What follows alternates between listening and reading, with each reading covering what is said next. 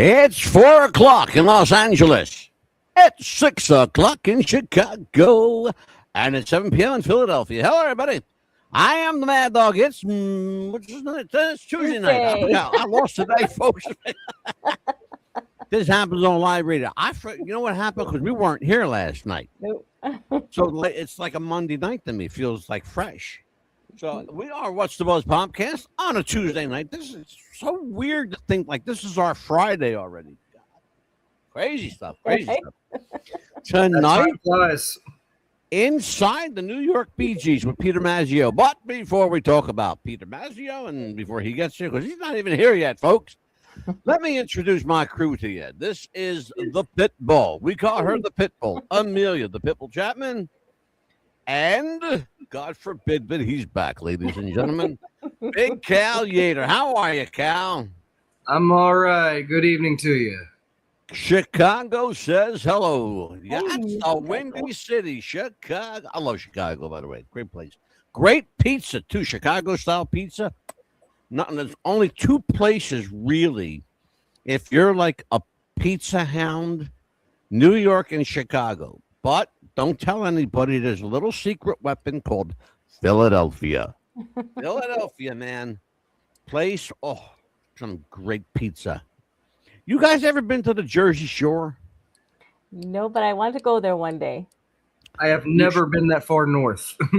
No, I don't think you've never really been outside of North Carolina, right? South Carolina. Well, there you go. I've been practically everywhere except for New York, New Jersey, Maine, the New England area. In other words, every place except the good places. Yeah. So you've seen the rest of the country shit, but you missed out on the good stuff. Big Cal. Jeez. Well, tonight we have a special guest. We're gonna be joined shortly by we hope we'll be joined shortly by Peter Mazzeo from the New York Bee Gees. And I don't know where Peter is, but I'm sure he'll be here shortly. And if not, then we'll just do the show without him. We are, and he confirmed tonight. So, Peter, if you're there, if you're out there, Pete, give me a holler. Let me know that you're somewhere in the vicinity. Well, don't a lot of them accidentally try to join through the YouTube? No, I don't think he's going to be joined by YouTube tonight. I doubt that. Angelo did turn on his phone, so he's gone. Okay, hold on. Amelia? Yes. Let me take care of Peter. Okay, you guys talk. So, yeah, because I tried calling him earlier, and he says, "Oh, I did make sure it turned off my phone for when I was in the hospital." I was like, "Yeah, you turned off your phone to not get any phone calls." Speaking of phones, I have forgotten to put my phone on silent. I better fix that before we have. Yeah. Yeah, you had. We were talking earlier about places. I've been to California, of course. I'm from Texas. I've been to New Mexico, Arizona. Of course, I live in Florida, Louisiana. We've been to North Carolina. I've not been up north. I mean, I've been to every state in the Southeast, South Carolina, Georgia, North Carolina, Mississippi, Yes. been to a bunch of places in the Midwest, Ohio, Michigan, Indiana, and with Eddie, we've done shows in California, Washington State. I mean, I don't know. I need to check out New York, but under the current climate, probably not. Yeah. Right now I don't know.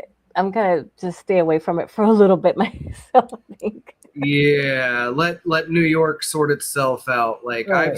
I've seen the movie Escape from New York.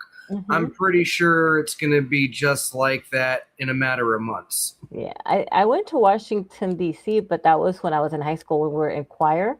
We had a choir competition there, and we went and toured around everything. It was pretty fun, but we just stayed there for a week and then came back. I think it was when Ronald Reagan was president. That's the last time I went. It was fun. When who was president? Ronald Reagan. God, that's been a while. What were you, like 4? No, that's when I was in choir class in high school. Oh, choir class. Gotcha. Okay. And yeah, we went there. We raised enough money to go there for a whole week for choir. It was fun. Hey. Yeah, it was a long time ago. Trust me. Yeah, no kidding.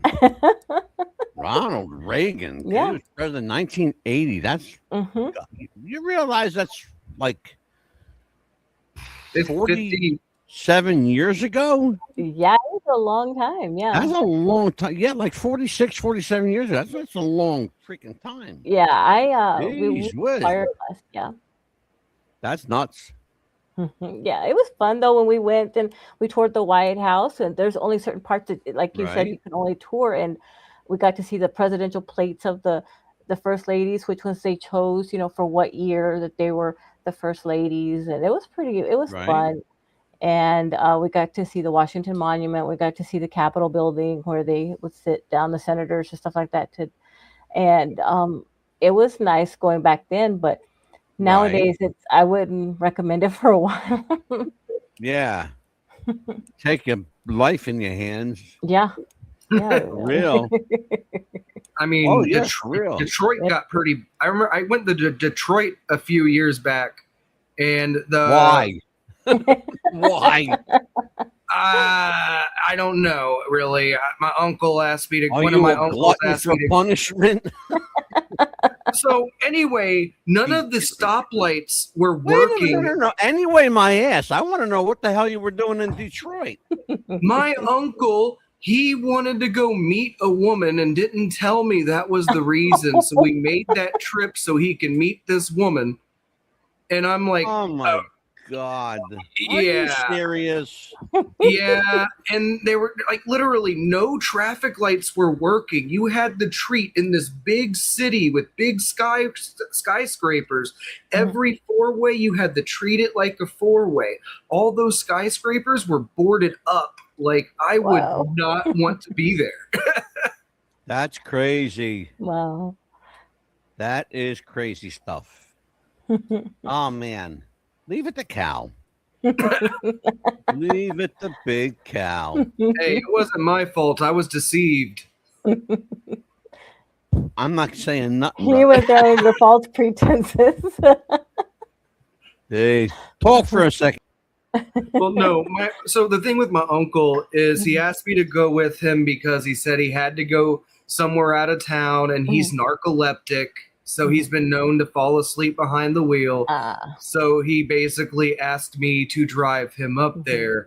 He paid me to do so, but I didn't know it was to meet a woman. And till this day, I will always make fun of him for that. Say, haha, you owe me more for that than what you paid me. Yeah, so we went there, we met this person, stayed a couple nights. She made some awesome wings, but obviously her and my uncle didn't see eye to eye. Uh-oh, that's not good when you don't see eye to eye. It's like, can we go now? No, the most awkward thing is that she took us to this church. And it was this church. So this church that I went to, it was called Faith Assembly of God, and apparently there's like faith assemblies all over the United States. Right. And she takes us to this church, and I swear, me and my uncle were the only. I'm not trying to get racial here, but we were the only ones there that were not white. Like it was, and then they made a spectacle of us. Like, oh, do we have any visitors? And I'm like, oh, this is the most humiliating. Oh man. Amelia, how did I get on this side again, Amelia? You always do that every time that you come back in. Right? Our guest is here. Yay. Live and in person. We can't hear him though. I can't hear. I can see Peter, but I can't hear him. He must have his mute button on. He probably has his mute button on. Uh-huh. Let's see. Let's get Peter here. Yeah, he must have his mute button on. Hopefully. Oh, Peter, hey, we got him here. Now we got to listen. He's probably thinking the same thing, that he has his mute button on. I know. I can't hear Peter at all. Hold on. He's got a great picture, but I can't hear his voice. He did have the mute button on, but we took it off, and now he should be. His golden pipes. We can't hear you. Let me see if I can do anything on this end, Pete. Hold on a second. That's some really good camera quality, though. Not yet. Not yet. Let me see here. Amelia. Uh-huh. Is Peter's microphone on or muted? It's muted now. Now it's on. Now it's muted. Okay. Now it's on. It was probably on his end. Yeah, Peter, you got to check something on your end. Do you have anything plugged into your ear jacks or earbuds or anything like that? No. Maybe on his settings. Are you on a Windows device? Maybe check his settings. Oh, you're a Mac? Oh, I don't know anything about Mac. If it was Windows, check his settings. Have him check his settings. Why don't we, Peter, check this out. Go out and then come back in. Sometimes that fixes it. Yeah, sometimes with the settings, it might fix it sometimes because that happens. And then, Okay, let me see. We're gonna get Peter out, and then he'll pop back in. Mm-hmm. Yeah, because sometimes with the settings, that'll help. Yeah. Hold on there, folks. Okay, we're gonna fix this up here. I always end up on this side with Amelia. Because I'm the favorite. Right? Hey, Benny. He's on a Mac. See, I don't know anything about Mac computers. No. I know people who have them. Does that work? Yeah. There you go. Right, so I had to switch to my Android phone because I guess Mac just doesn't work with this stuff. Oh my God. Yeah, no, you know what happens? I've had other people on here with Mac devices, and for some reason they have to, and I don't know why. Amelia and I still can't figure it out. You know who did that? Sylvia, remember? Yeah, Sylvia, the country artist. Singer did. She had to switch. She had to go out and come back in. Peter, that's cool. As long as I got off my Mac, I went on my Android phone. As long as we're working, that's all that matters. We're all good. Perfect. How are you guys doing? Thank you so much. Thank you so much for having me. I really appreciate it. I want to tell everybody why you're here, and then I want to show them why you're here. But when you get to be like our age, you have to switch glasses so you can read. He does. I'm taking mine off. You're all a blur, but I know I look like either Clark Kent or Elton John wearing those glasses. You can put them on. Right, all right. You can put them on. That's fine.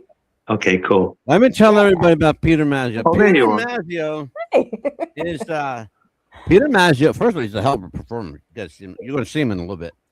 Peter Mazzeo is an American vocalist, best known as the lead singer of the New York Bee Gees. It's a New York-based tribute act of the Bee Gees. He is this man.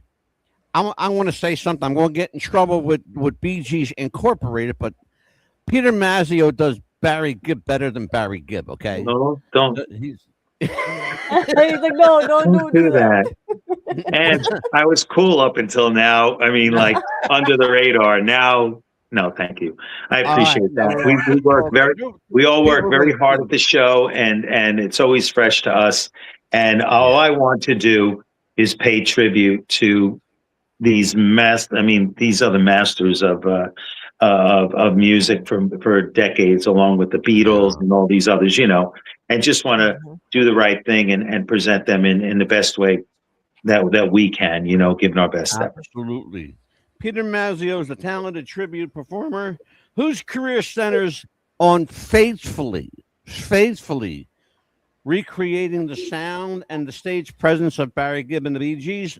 Through the New York Bee Gees, he has built a reputation for delivering high energy, authentic performances of one of pop's most incredible and enduring vocal groups, the Bee Gees. Ladies and gentlemen, our friend, my new friend, Peter Mazzeo. Welcome. Welcome. Thank you.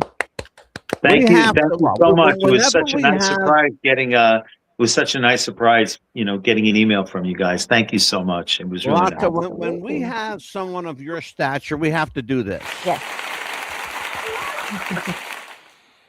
We have to do it like the right way. So there you go. You do look a lot like Barry Gibb.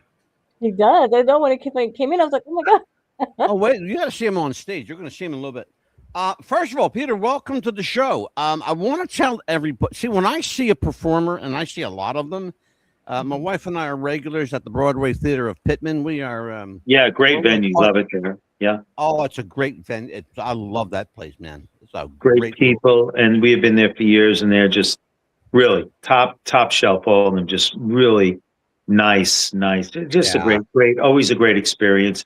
And you know what? We love the support that we get from the community there as well. We always have a nice amount of people. Love it. Just we're grateful wherever we go. Well, I want to tell you, I don't know if you know this or not. You probably don't.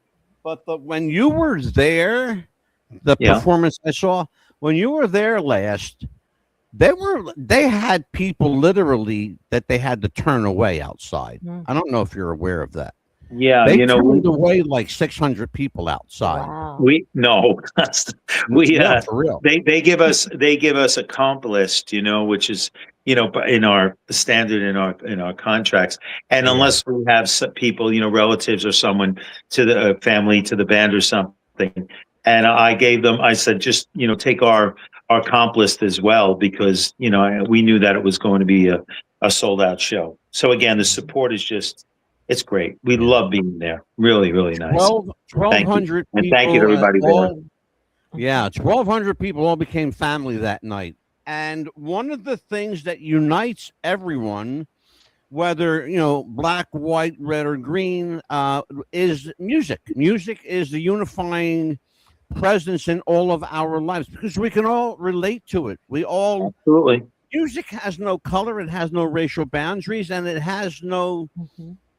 for lack of a better word, it has no. Amelia? What's the word I'm looking for? It has no stoppability. You can't stop the music. It has no barriers. It's just everybody. It's the common language wherever we are, whether we're here in the States or if we go over to UK and stuff like that. I always found that no matter what's going on in this crazy world. Music is always the common language. Everybody gets along. They love it. They come dressed up for the shows. One thing that's beautiful about the Bee Gees music, it reflects a certain era. And when people come dressed up, they know what they're going to hear. They're in a good mood. The Bee Gees music gives everybody such a great feeling. It's up. It's energetic. It's positive. Absolutely. And from jump, we come out doing Night Fever and More Than a Woman, and you do those songs, and right up the top of the show, everybody's like, okay, we're in, and they're, you know, they that's what they want to hear. And once you do that, you know, you go wherever you want with the show. But the music, I mean, the body of work that the Bee Gees have created just brings people all together all over the world. Peter, you are a longtime musician. You and I spoke briefly on the phone. Yeah. You've been doing this for the better part of 45 years. Yes. I know, right? Like something in yours. It's been a while. Oh, by the way, our friend Benny Scala is in the house tonight. Hey, Benny, how you doing? He's a member of our family at WTBR Radio. One of the things I wanted to talk to you about was, and we spoke, you and I spoke briefly about it on the phone, but I want you to share your story with my audience, which is sizable, by the way. You began as a part of like a lot of people do, as part of a band, and many bands, you know, to use your words, a lot of bands. And one of the things I wanted to find out from you was how did you justify making the transition from solo artist to band member, and how then did you become hooked up with this tribute performance? It's quite a journey. Well, I'd like you to share that journey a little bit. I started out if anybody's familiar with Long Island and the New York area, that's where I you know, grew up. And when we started, myself, I've been in so many bands.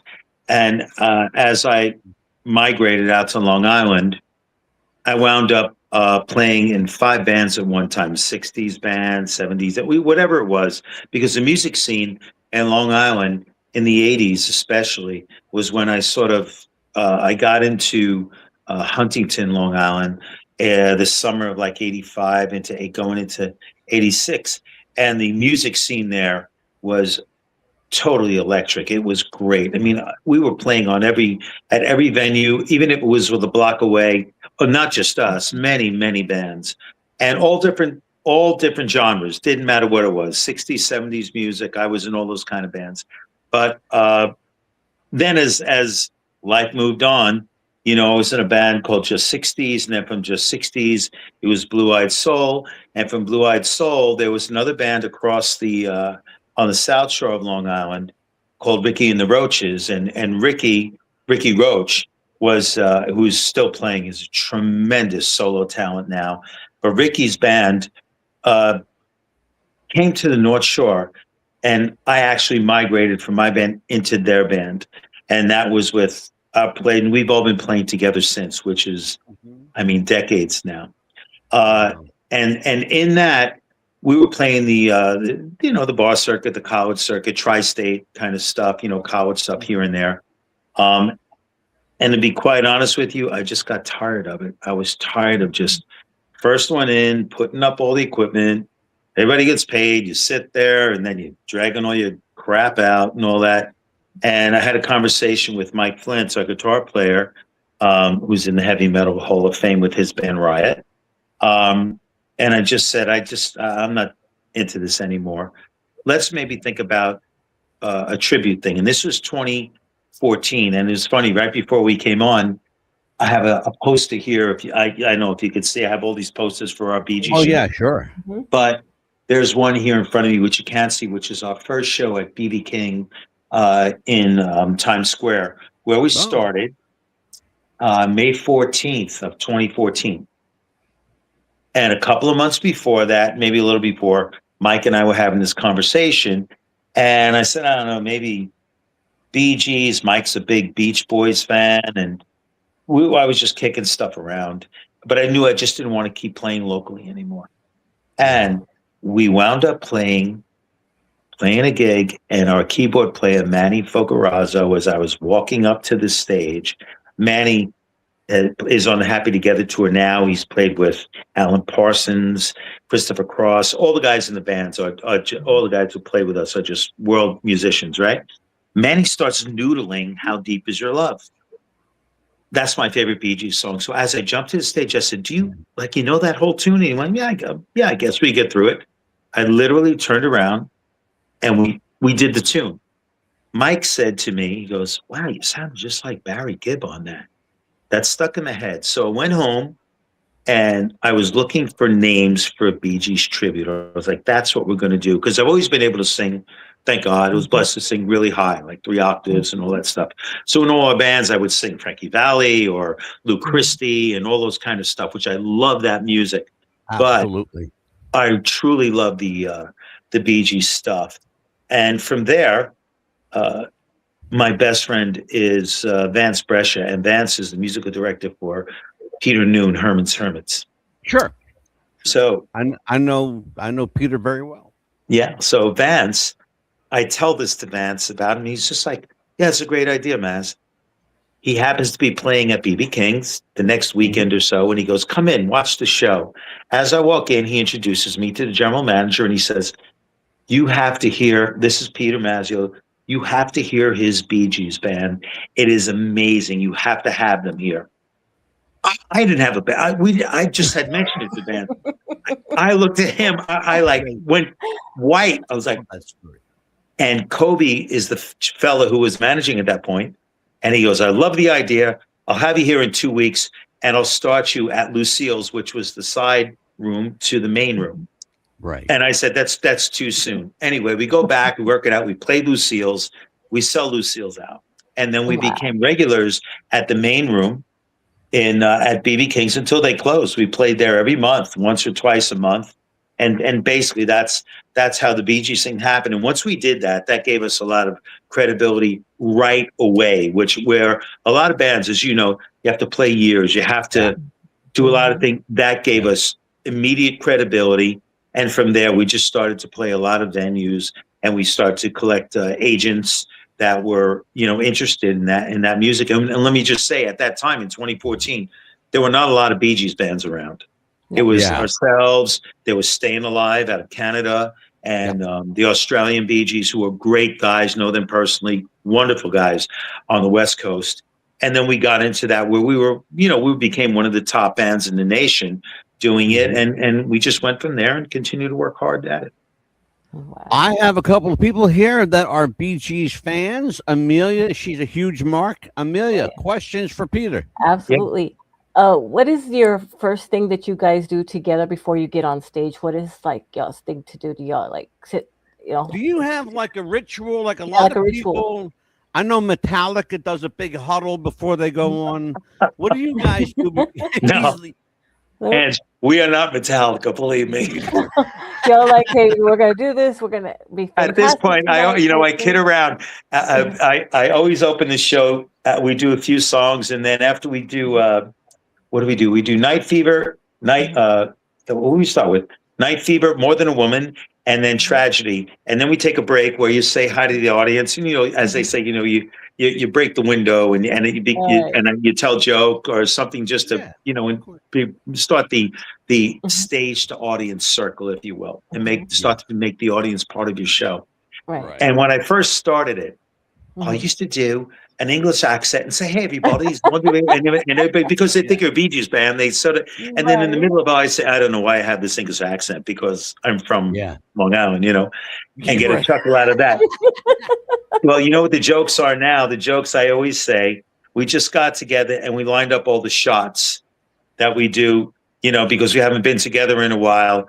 And so I did a shot of Ozempic. Another one did a shot of Metamucil. And, because we've been doing it so long. But we have been a family. We have been playing together just because the Bee Gees band is together for going on our 13th year. We've all been playing for well over 20 years. I think Tammy is the least tenured in the band, but Peter and I, the drummer, we've been playing with each other for 35 years. So, like you guys, how you work, you become a family, you become an extended family. Oh, absolutely. And that's it. Everybody knows what they're doing. We play the same set list every once in a while, some grunts and grinds. Can't we change it? And I am honest, I don't want to change it because I purposely put it together so the show has a dynamic, a landscape. And it's been said to me, Peter, that there's a certain rhythm in doing the same set list. I'll give you a perfect example, and you're not alone. Elvis Presley, the late Elvis Presley, did the same set list for the last 8 to 10 years of his life in concert. Yeah, sure. Yeah. Because there was a first of all, there's a comfort to it. There's a pace to it. You know the songs. You know it has a landscape. You're correct. Yeah. And years ago, I was managed when I first started. I mean, a neophyte in the business. I've always been blessed to have really great people sort of steer me or give me stories or anecdotes or be involved or around people that you could glean stuff from. And one of the first guys that really helped me was Arnie Silver from the Dovelles at a Cherry. Arnie's a great guy. Right? You know Arnie? And I know Arnie and Jerry. Yeah, I sure do. And I know Mark Stevens. I know all the Dovelles. Well, Arnie, the ones that are still with us. Yeah, Arnie is a wonderful person, and his wife Leslie. I mean, I haven't seen Arnie. I mean, maybe since I started, but he was one of the first guys that managed me, not as a Bee Gees thing, just as an artist. This is many years ago. And when Arnie told me, Arnie had a great line. I think it was as a Dovelles. He said, "We had a lot more bombs than we had balloons." But, you know, regarding hits, and he's a brilliant guy, a great sense of humor. I love him still. But he told me stories about when they went, I think, to the Sands and Caesars and opened for Bobby Darin, Sammy Davis, and all these acts. Wow. And he told me stories that I never, to this day, I have never forgotten. How he said, you know, Bobby Darin, people would ask him, why do you do like Beyond the Sea? Why do you do all your hits up front? Yeah. And, you know, that's what people are waiting for. Bobby Darin said, I give everybody what they want to hear because after that, I can take them where I want to go rather than having them go, all right, when's he going to get to his hits? And I never forgot that. Sammy Davis I'm really going to make this short, but told him a story about how to get the attention of the audience and that the stage is a circle. It doesn't matter. You're playing to one person or 10,000, 100,000 people.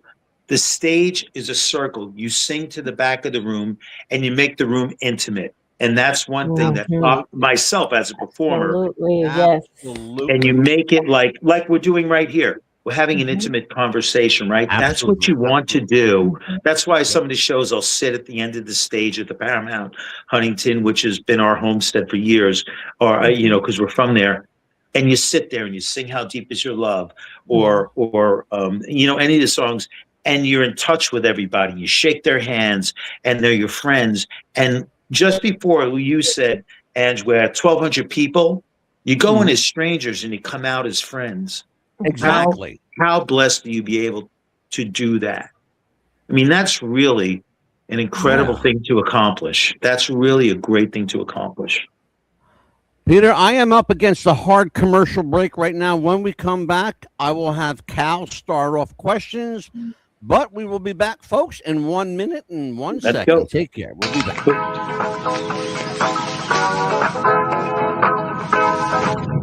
Hey, Max, what's going on? I'm X, and from this moment on, I'm going to be your own personal AI DJ on Spotify. Let's go.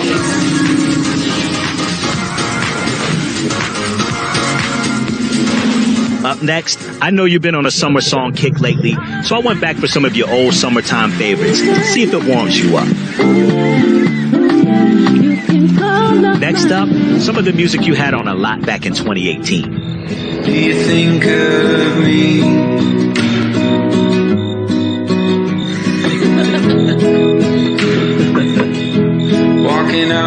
All right, Max, let's get you out of your feels and switch up the vibe. You've been into dance music lately. I got this brand new release to get you moving. Introducing DJ, the best of Spotify made just for you, one tap away.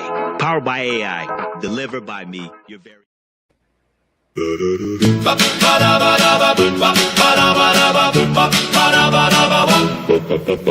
on a hot date, you're making the cut. You can't be dealing with a faulty left nut. Manscaped is the answer for your gnarly nut sack. Before that babe tells you to hit the road, Jack. In this crazy world of of Oz, we're often climbing the walls. In all of the confusion, don't forget about your balls. Manscaped to the rescue for your precious crown jewels. Get it today, don't delay. Please be good to your tools.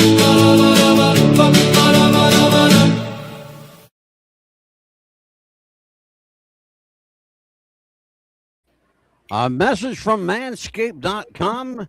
Lyrics by The Player, Benny Scala. By the way, we just premiered that nationally for the first time.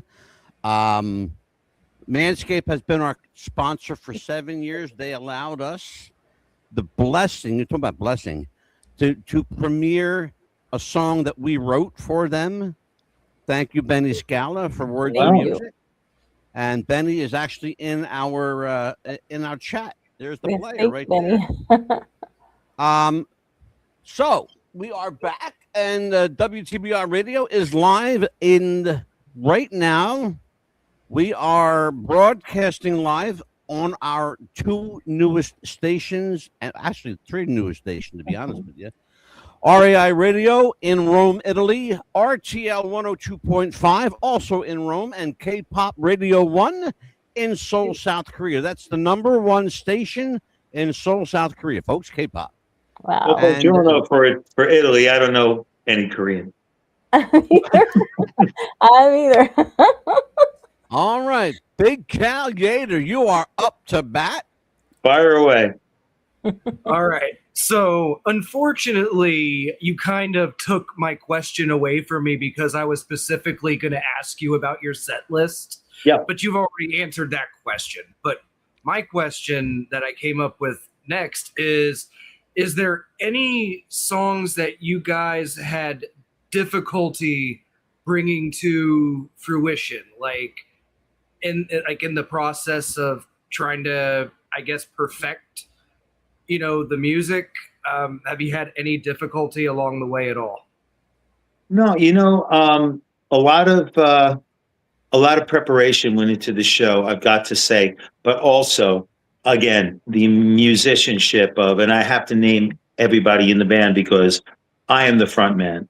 I strum on, like Barry plays on certain songs, but without the musicianship of Mike Flint's on lead guitar, Peter Lazos on drums, Manny Focarazzo on the keys, Tommy Flint's on bass and vocals, and he does our Robin. Manny does our Morris, and Tammy, our female lead, when we sing songs like as Andrew seen the show, Guilty. We feature Tammy in songs that the Bee Gees have written and had success with the female leads.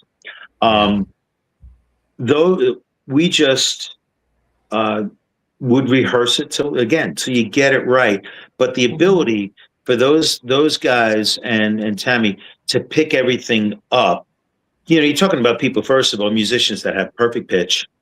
I mean, you really are. You're talking about gifted people. The other guys that play with us, George Cintron, who's played tours with Enrique Iglesias, Dan Miranda, who's with Blue Oyster Cult, Meatloaf, Queen. I just saw him a couple of weeks ago here in Florida with Gordy Marshall from with the Moody Blues show. I mean, these are world-class musicians, so they grasp things and really very quickly. And so we just get it, so we get it right. And I will tell you something too. There's a pleasure in it. I mean, when you get it right, it's like, there it is. And however long it takes. And then we've been doing this show for a while now. Some songs come in and out of thought, but songs that were sort of minor hits for the Bee Gees, like I've seen other Bee Gees shows where they do them and they don't get a good reaction. And for our show, you have 90 minutes to do a show. You can't fit the Bee Gees catalog. It's like saying put the Beatles catalog in 90 minutes, or Elvis, or the Stones, or these great bands, Eagles. You can't. You have to do a certain amount of songs. You must do them. That's why the set list stays the same, basically. You can trade stuff in and out. But as far as like trying to get something right, now we work on it. And every show, I will tell you, is fresh. Nothing is stale. Yeah. Everybody gives everything every single show. And I want to show a little bit of that show from my perspective. This is, I want to give video credit to my daughter and to everyone at the Broadway Theater in Pittman. Let's just take a look. I'm not going to say a word. Let's just watch this.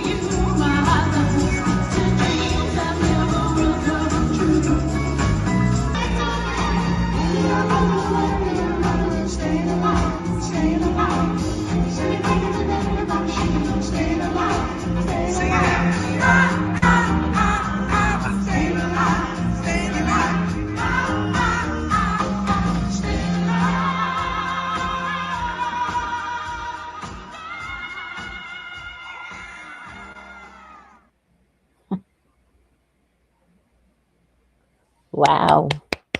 And that's Peter That's Mazzeo. amazing. Right, so I didn't. How he I makes his didn't. living.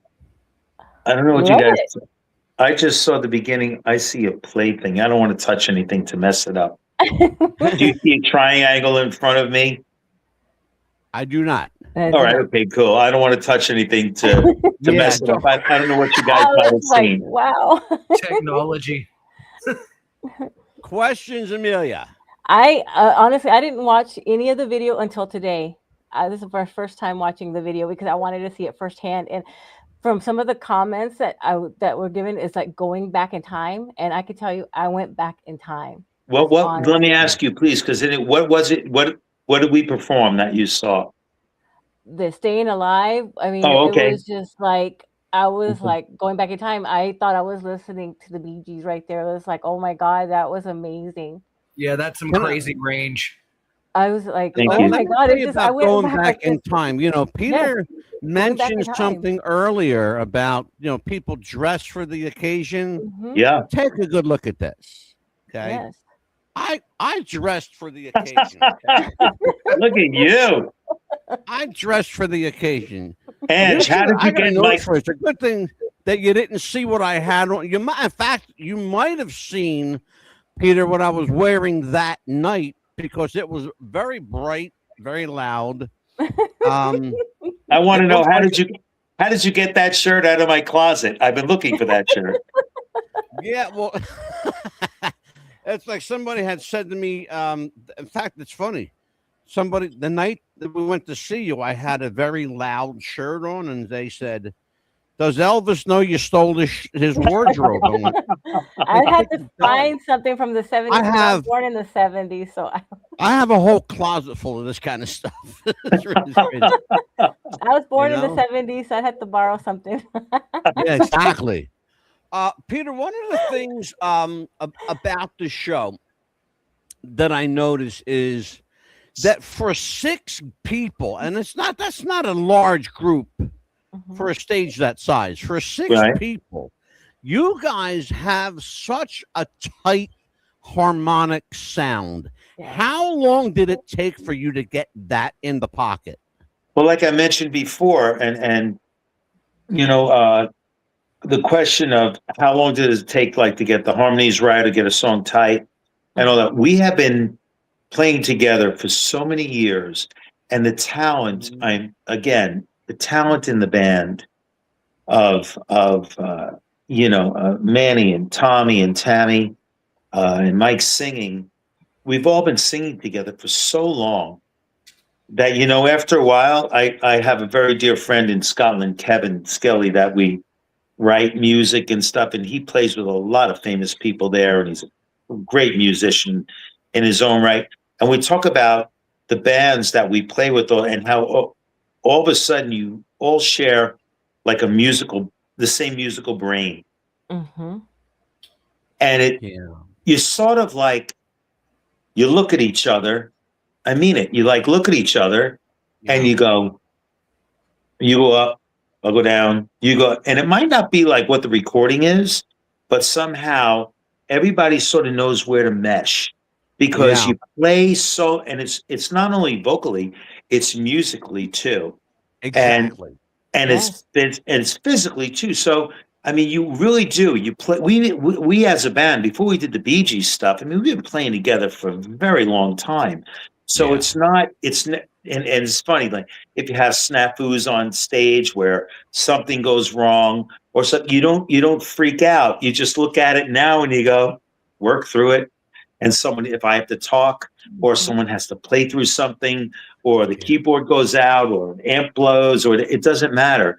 It's very relaxed because if you're nervous on the stage, the people in the audience get nervous. If you're relaxed on the stage and you're confident on the stage and you know what you're going to present and it doesn't matter, you go forward. Your creative eye tells you just go forward and present the show, and it keeps everybody at ease.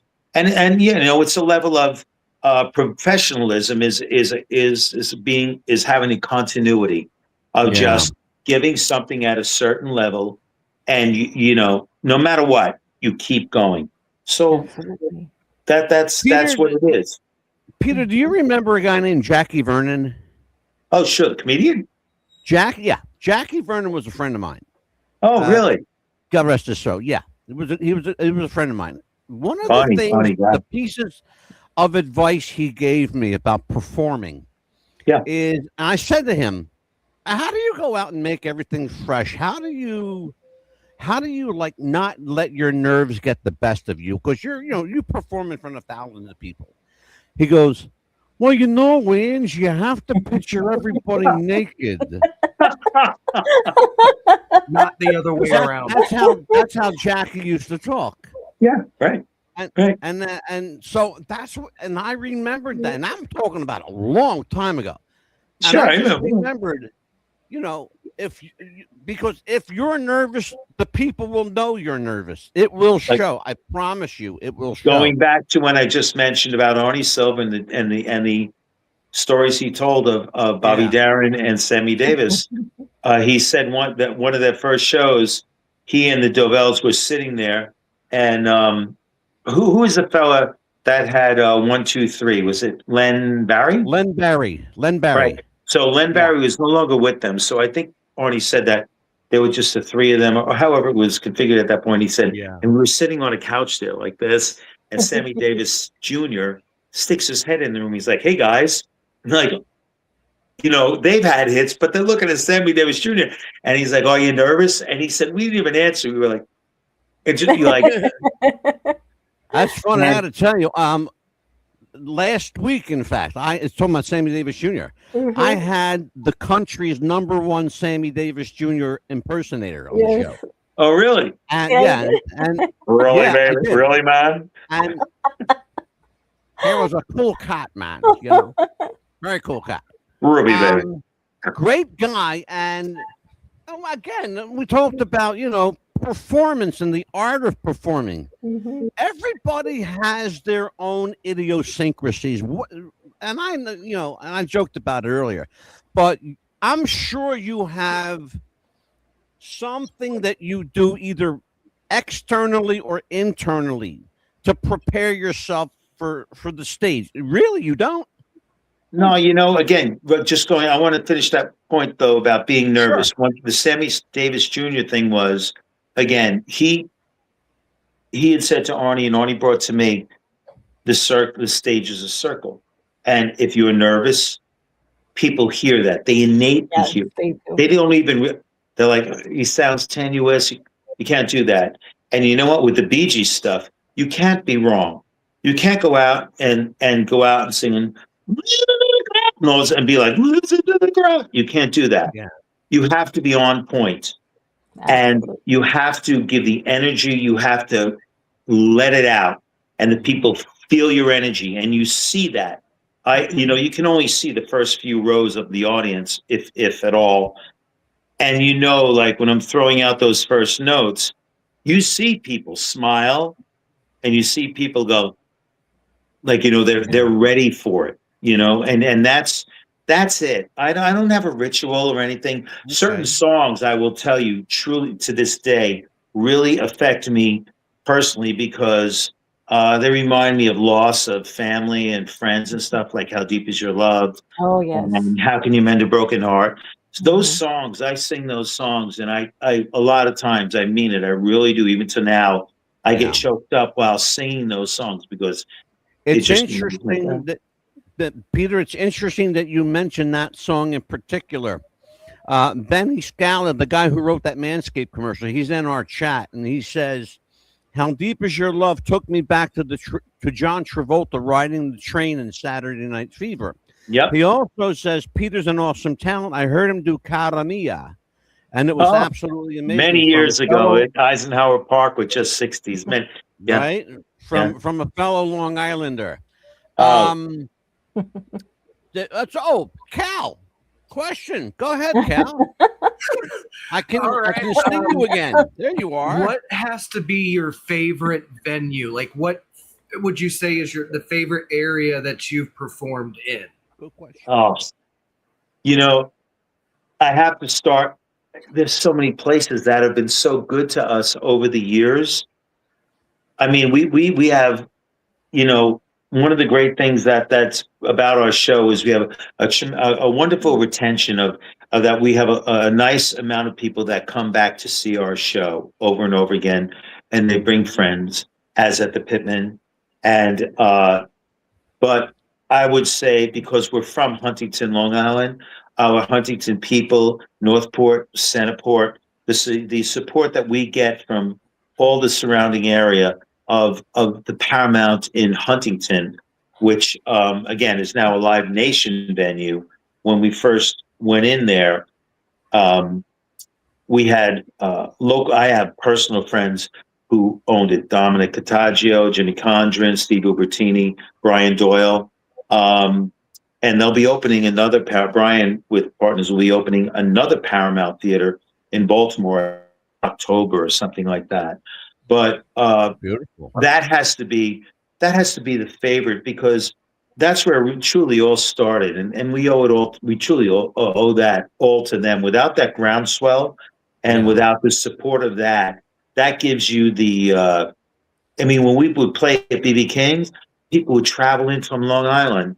Yeah. And when we played at Coney Island with Tavares, the Tramps, Peaches and Herb, and all that stuff, and it was like roll with them. Oh my God! And it was like a tremendously hot day and stuff. Those people traveled for us, and you can never forget that. So hometown Huntington and surrounding has been great for us. So that has to be the number one for us. You can't forget where you came from. Well, Peter, let me introduce everyone. Hold on, Cal. Let me introduce everyone to the New York Bee Gees via their promo package. This is Peter Mazzeo and company.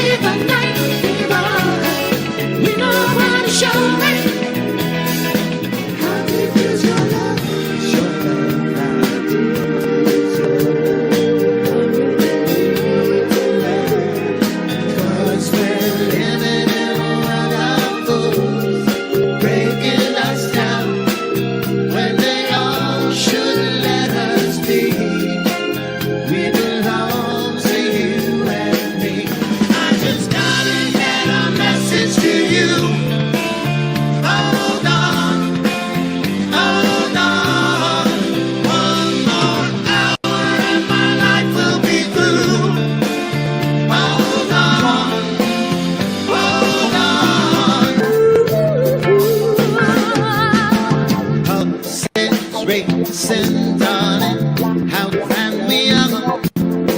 Little by little, we make it in the middle. There's danger in the dark.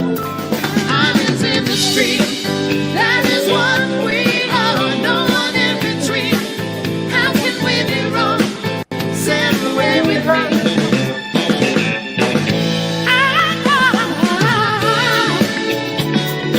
I just wanna be your everything. Open up the heaven and you're out and let me be. Think you ought to be good, not some puppets on a string. You show me dancing.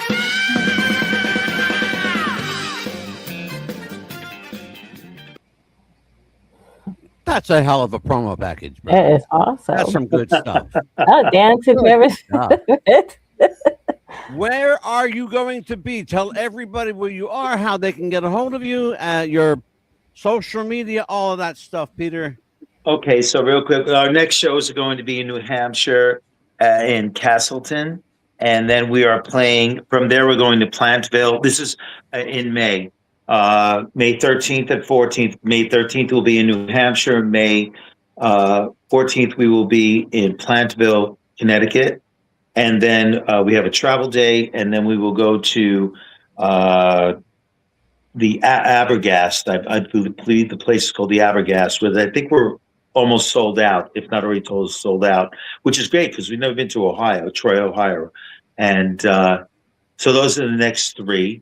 And then, throughout the year, and I have to update our site and all that. And I have to say too, this is very, doing this stuff is very physical as well. If you saw the show, and I jump around a lot, and we want to bring more than just the regular Bee Gees show was always very sort of stoic. Everybody sort of stood there. Barry stood on the left, or sometimes, if you look, I apologize if you're looking at the stage. Barry was on the right, Robin and Morris, and I changed ours up so that I hold the wireless. And Tammy comes out, and we do a lot of movement because we want to just create a lot more energy, both, physically and all that too. And to do the show physically, I have a trainer, Tommy Flynn, that keeps me in shape. I mean, he beats the hell out of me 3 or 4 days a week, but you need that because, and Tammy is always on her voice. You need to physically and vocally be in shape to do this stuff. It's not like you're not a weekend warrior, not at all. Because even if you have 1 or 2 shows on the weekend, you're leaving on Wednesday or Thursday. You're traveling. You're doing your show. Honestly, it beats the hell out of you. You get home sometimes, you're shot. So to have for me to have a pro trainer like Tom Flynn, and to just keep yourself in shape for this kind of stuff. And I purposely had Tom come to one of our shows so he could see it and understand what I do, because he trains pro athletes. You have to have a very focused, finite kind of approach to it, so that so it has. I mean, we've been doing this going on 13 years. How many bands even stay together? I don't care how professional you are, stay together for that long.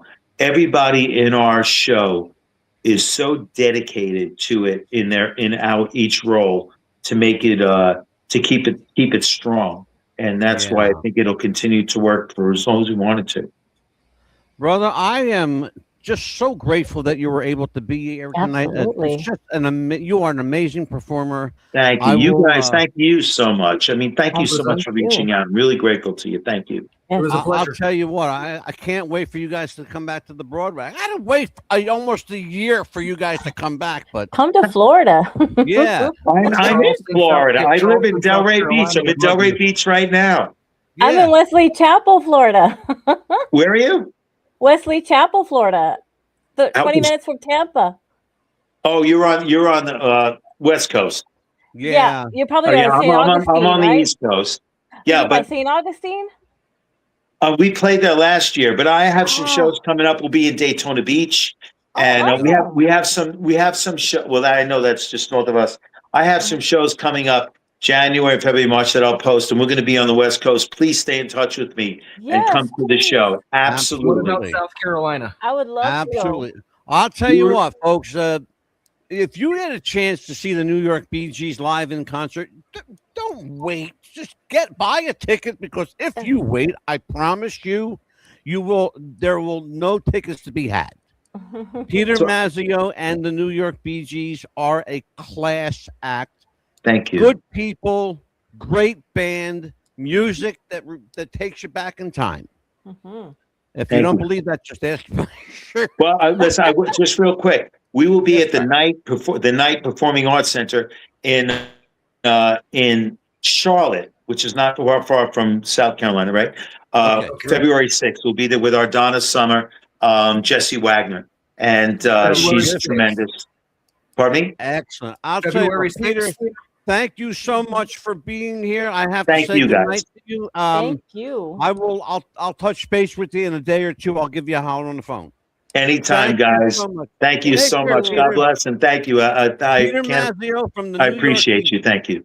God bless. Have a good one. Take care, my friend. Thank Bye-bye. you. All right. Oh, there we are. Hello. Amelia, you always end up on that side. Yeah. Back over there. Thank you, Benny. That was a good one. That was a hell of a show. It's who's show? Oh, Benny. There's Benny. Yes, it was a hell of a show, Benny. Benny, we're going to be reaching out to you shortly there, Ben. Benny will be here, by the way. Friday night, I have a special Friday night show with Benny Scala, and we will welcome our friend, my buddy. He's a friend of the show, a longtime friend of the show, Johnny Whitaker from Family Affair. He'll be here.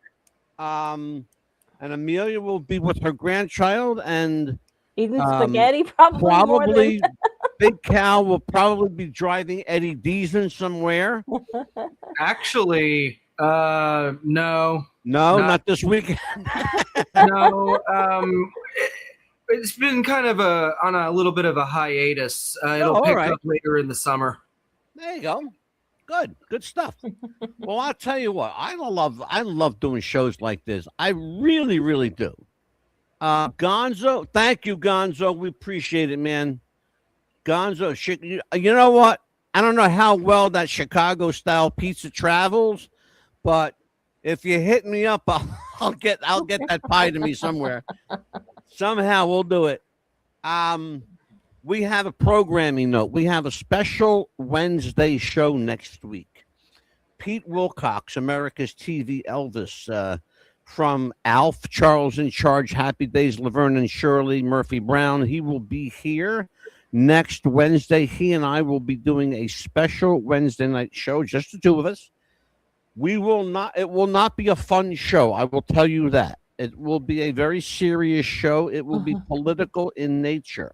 Don't forget. Oh yeah, hold on, Mel.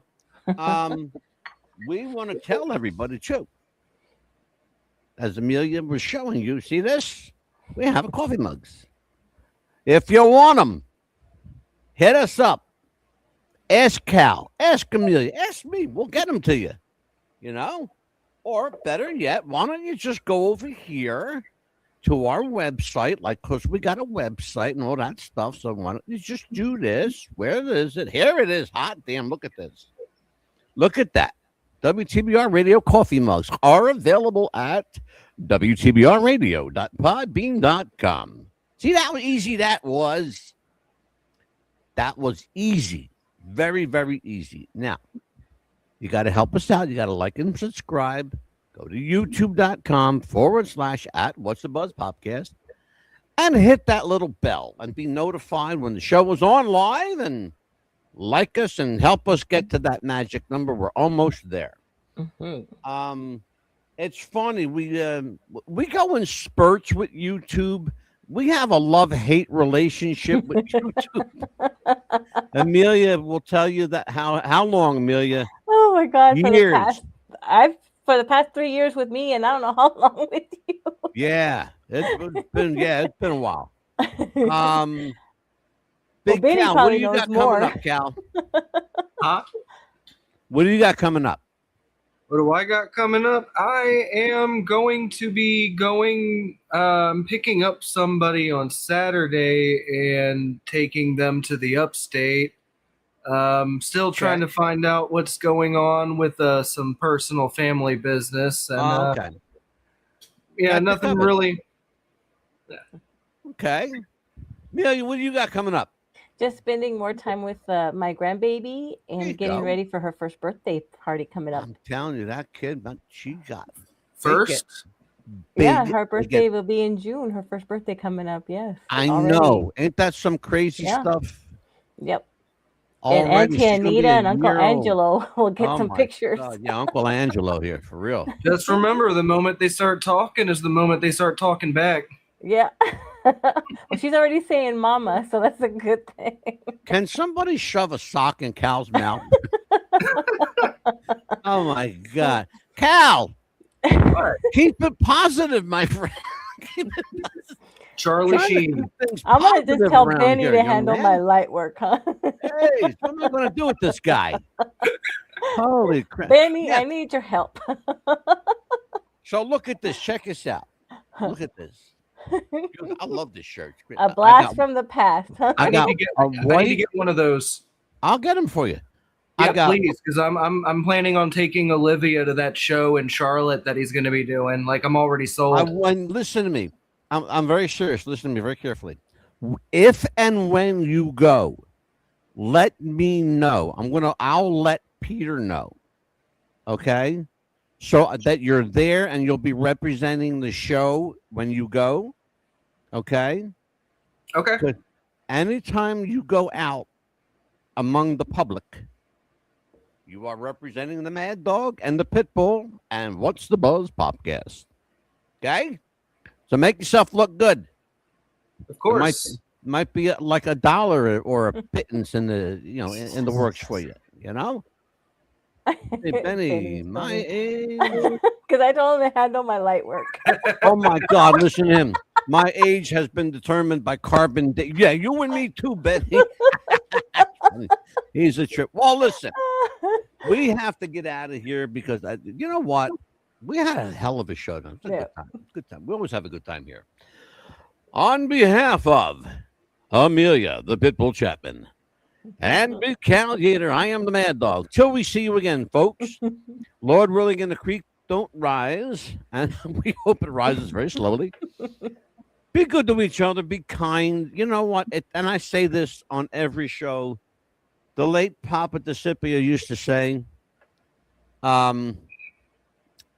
tomorrow is promised to no one, so make every day count. And folks, I'm going to tell you what, here lately, when you start feeling the bones cracking and aching and you start to, questioning your mortality, that no truer words were ever spoken than the wisdom of Papa DeCipio, who I miss every day. So, Papa, this one's for you, kid. All right? On behalf, again, for Amelia, for Big Cal, I am the Mad Dog. Take care, folks. We love you. We'll see you next time. Bye-bye.